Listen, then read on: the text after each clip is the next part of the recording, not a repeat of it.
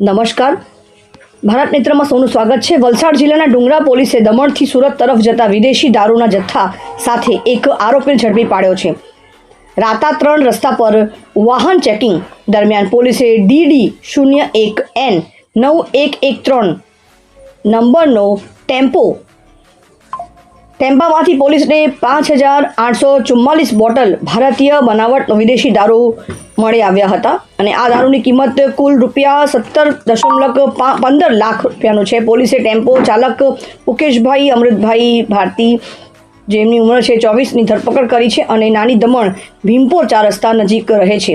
મુકેશે પોલીસને જણાવ્યું હતું કે આ દારૂનો જથ્થો નિલેશ નામના વ્યક્તિએ મોકલાયો હતો। નિલેશે તેને દારૂ સુરત પહોંચાડવાનું કામ સોંપ્યું હતું। આરોપી પાસે પારગમન પરમિટ પણ ન હતી।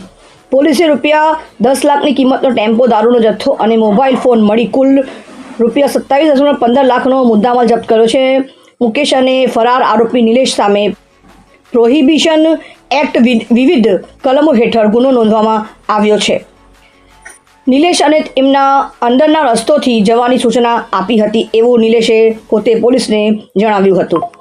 જોતા રહેજો ભારત મિત્રમ, નજર દરેક ખબર પર। ચેનલને લાઈક કરશો, કમેન્ટ કરશો, શેર કરશો અને સબસ્ક્રાઈબ કરતા ન ભૂલતા નવા અપડેટ્સ માટે। ભારત માતા કી જય, જય જય ગરવી ગુજરાત। ભારત મિત્ર, નજર દરેક ખબર પર। નમસ્કાર, ધન્યવાદ।